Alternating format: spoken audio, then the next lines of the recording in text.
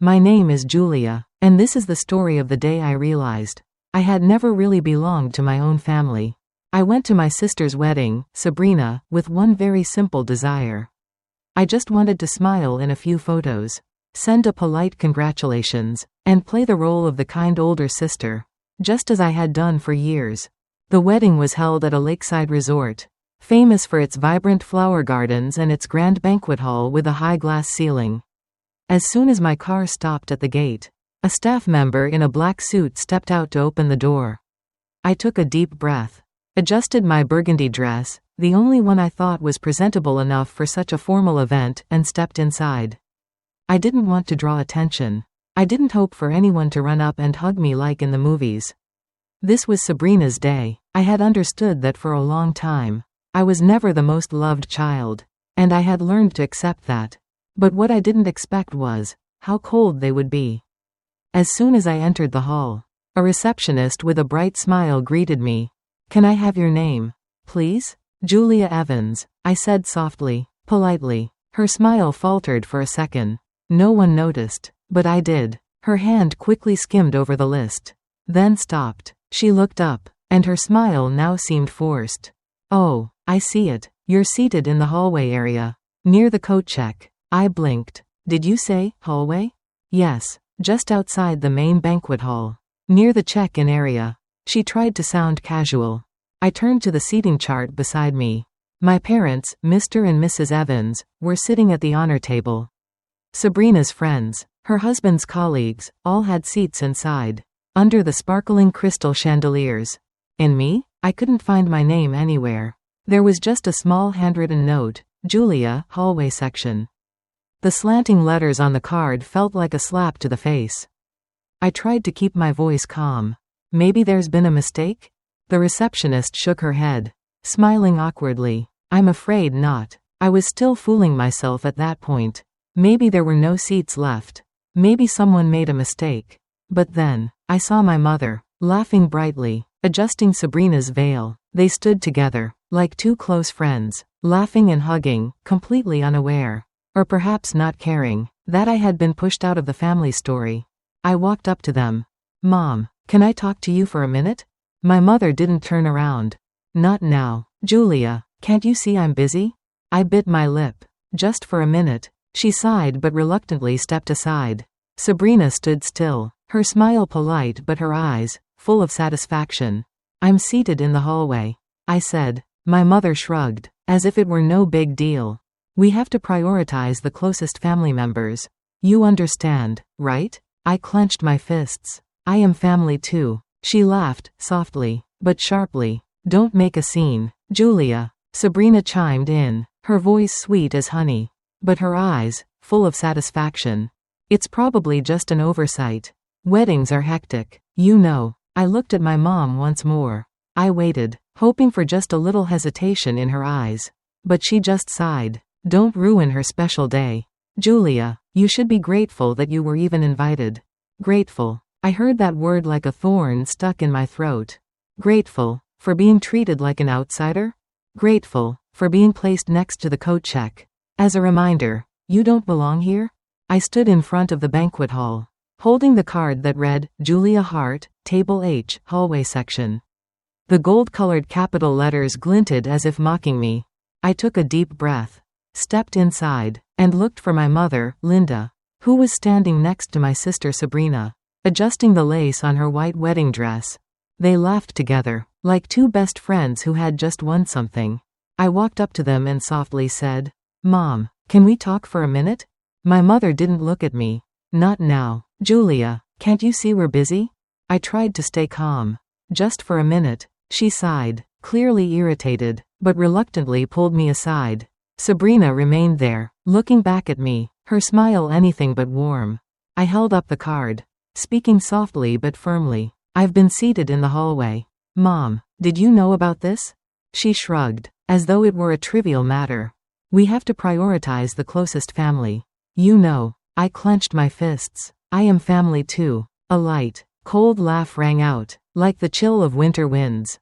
"Don't make a scene, Julia," my mother said. "Sabrina needs today to be perfect. You wouldn't want to ruin it, would you?" Sabrina chimed in, her voice sickly sweet. It's probably just a little mistake. Everyone's busy. Don't take it personally. After all, it's just a chair. Right? Those words felt like a silent slap. I turned to my mother again, hoping to see some sign of hesitation in her eyes. But all I saw was exhaustion. As if I were a burden. You should be grateful you were even invited. My mother said. I swallowed hard. Grateful for being seated next to the coat check? Grateful for being ignored as if I weren't even their daughter? Before I could respond, my father, Mr. Philip, stepped up. His voice low. It's just a seat. Julia, don't make a fuss. I smiled. A smile so empty it was almost terrifying. They thought I'd stay silent again. That I'd nod and endure like I had for all these years. But this time, I walked away. No screaming, no tears. Just the sound of my heels echoing on the marble floor. Amidst a lavish wedding I had never truly been invited to. I sat down on the small chair next to the coat check. The velvet cushion was worn. The fabric faded, and the scent of wedding flowers filled the air, as if trying to cover up a rotting truth. My hand still held the card with my name on it, the gold edging reflecting my blurry reflection through the frosted glass behind, a faint figure. Drifting far from the frame of this family. And then, memories flooded in. 3 years ago, during Thanksgiving, I came home, the rare time Sabrina wasn't there because she was off traveling in Italy with some lover. In the old house in Albany. For the first time without Sabrina's overpowering perfume, I felt like the kitchen could finally breathe again. Mom told me to go into my old room and find some photos for a scrapbook. I agreed right away. It sounded small, but at that moment, it felt like an invitation into the family world that I had always stood outside of.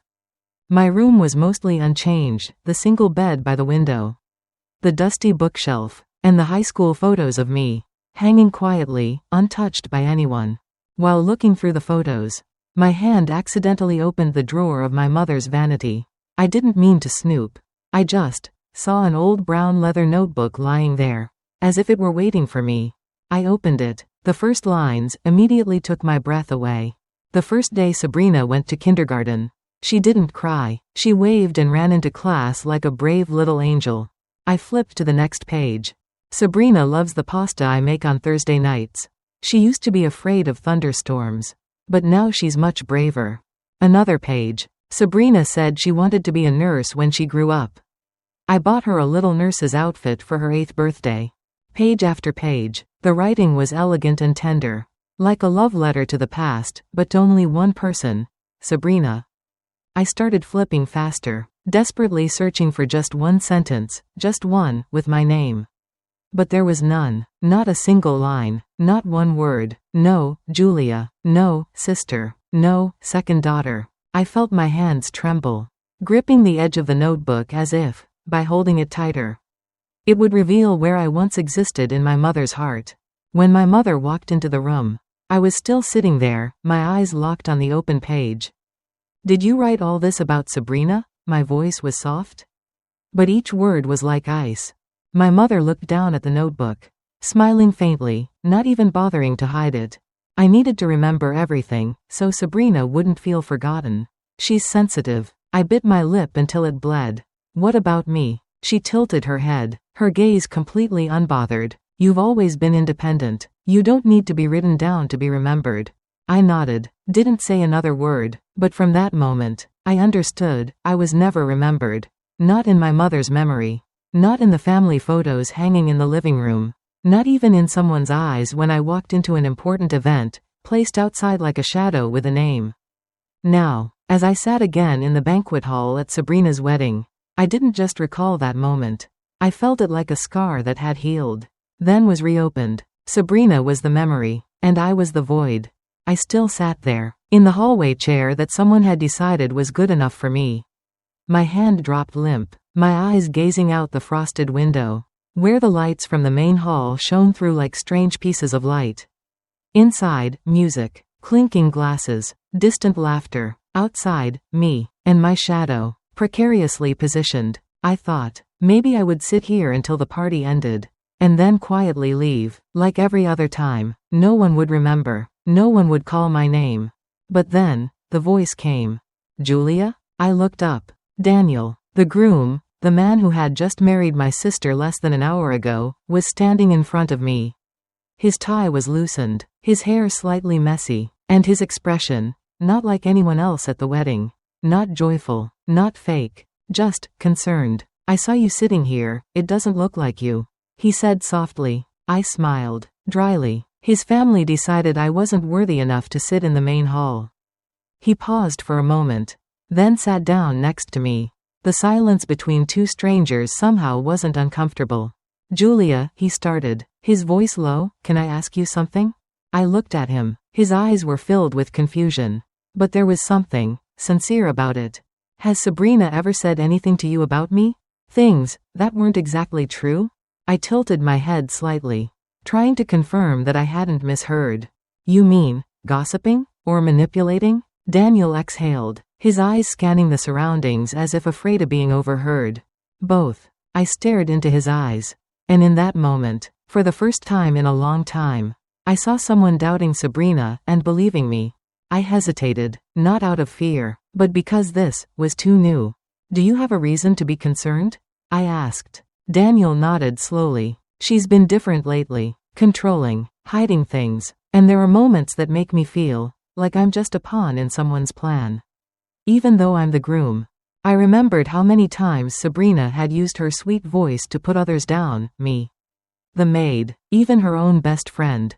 I remembered when she called Daniel an easy target behind his back. But I always stayed silent. "But this time, you should know this," I said slowly. "Sabrina isn't just controlling, she has a plan, a long-term one, carefully thought out, and no one in the family believes that. Except for me." Daniel fell silent, for a long time, as if each word I said was finding its place to take root in his heart. And then, a woman's voice interrupted, light but sharp. "If you're still unsure, Daniel, maybe Mother can help." We both turned our heads. Standing at the end of the hallway was Mrs. Marianne Bennett, Daniel's mother. Her hair was neatly tied up, and she wore an elegant dark green dress. Her gaze was sharp, like a sword. She held a phone in her hand, her eyes never leaving her son. They sent the wrong backup file to me, straight from the studio Sabrina used to order her wedding dress. The messages, the emails, the plan. Daniel took the phone, and in the dim light of the hallway, I saw his expression change from confusion to shock. And then it collapsed. "She called you a trainable object. She said if she was sweet to your mother, this house would be hers." No one spoke. No need to. The silence began to shift from uncomfortable to explosive. The conference room on the second floor of the resort was eerily quiet. The lights weren't too bright, the curtains half drawn, and the only sound was the faint hum of the air conditioner through the slightly open window. Daniel sat at the head of the table, his face pale as paper, his eyes still glued to the phone screen in his hand. Marianne, his mother, stood right behind him, her hand lightly resting on his shoulder, the only anchor keeping him from sinking. I sat on the right, my hands tightly interlaced. I didn't feel nervous, but something in my chest was tightening, not because of fear, but because I knew this was the first time in my life I was standing on the side of the light. The door suddenly opened. Sabrina walked in, her white wedding dress sparkling like 100 shards of broken glass, each piece ready to shatter. Trailing behind her was my mother, Linda, her eyes darting around, as if she couldn't understand what was happening. "What's going on?" Sabrina asked, her voice higher than usual, as if trying to keep up the sweet princess act. Daniel stood up. No greeting, no smile, just a white envelope, placed straight down on the table like an indictment. "Do you know what this is?" Sabrina didn't answer. "A marriage annulment petition," he said, "and I've signed it." The room fell into silence. Not the awkward silence, but the silence of something just crashing down. "Are you joking?" she asked, her eyes blinking quickly. Marianne spoke, her voice sharp as a knife. "We've read all the messages, Sabrina, every word about Daniel, about my family, and how you've planned to take everything after the wedding. Those messages were a joke. Just gossip between friends." Sabrina tried to laugh, but her voice trembled. I didn't say anything. I waited, and when my mother, Linda, looked at me, I knew it was time. I stood up, lightly, but each word felt like a cut deep to the bone. Hey Sabrina, if it's all just a joke, then was it also a joke when you took Daniel's grandmother, who's suffering from dementia, to the lawyer's office to force her to sign the will again? The room went silent. Sabrina froze, her lips pressed tight. Linda turned to me, astonished. What? Julia, what are you talking about? I looked straight into my mother's eyes, then turned to Marianne. 3 months ago, you were the one who took her to the hospital. She had just been given some mild sedatives. While the doctor was inside, a woman with black hair came, signed as the temporary guardian, and led her to meet the lawyer. I exhaled, my heart pounding, but my words remained as firm as steel. I recognized the signature. It's Sabrina's. Daniel clenched his fists. Marianne was as cold as a statue. Sabrina could no longer hide it. I just wanted to protect the future. I know she'll forget soon enough. I didn't do anything wrong. Didn't do anything wrong? Daniel growled. You used an elderly person to change the will. Just because you wanted the house, the money, and control? And you dare stand here in a wedding dress, pretending to love? Sabrina turned to my mother, Linda, like a drowning person looking for a lifeline. Mom, say something. Why is everyone on Julia's side? My mother stood silently. She looked at Sabrina for a long time. Then she turned to me, her eyes showing something for the first time, something that truly resembled a mother's gaze. Sabrina, she said softly, I can't protect you anymore. Sabrina stood there, her lips trembling, her hands gripping the hem of her dress. And for the first time, I saw something that had never appeared in her eyes before, fear. Not because she had been caught, but because no one was by her side anymore. Sabrina didn't say anything. Her face was as white as a sheet, her hands gripping so tightly that her knuckles turned a deep purple. The expensive wedding dress, with its intricate crystal embellishments, once the dream of every girl, now clung to her body like a gilded cage, tightening with every passing second. No one stopped her as she pushed open the door and walked out. No one held her back as the sound of her high heels echoed down the hallway. I, along with everyone else, Daniel, Marianne, my mother Linda, and my father Philip, followed shortly after. But no one hurried, because we knew Sabrina's escape wouldn't end at a back door, but right in the middle of the wedding she had once believed she controlled. The ballroom was still brightly lit. The music was playing canon in D. Guests were raising their glasses, laughing, and the cameras continued flashing. Until Sabrina burst in, her hair a mess, her makeup now smudged under her eyes like streaks of ash.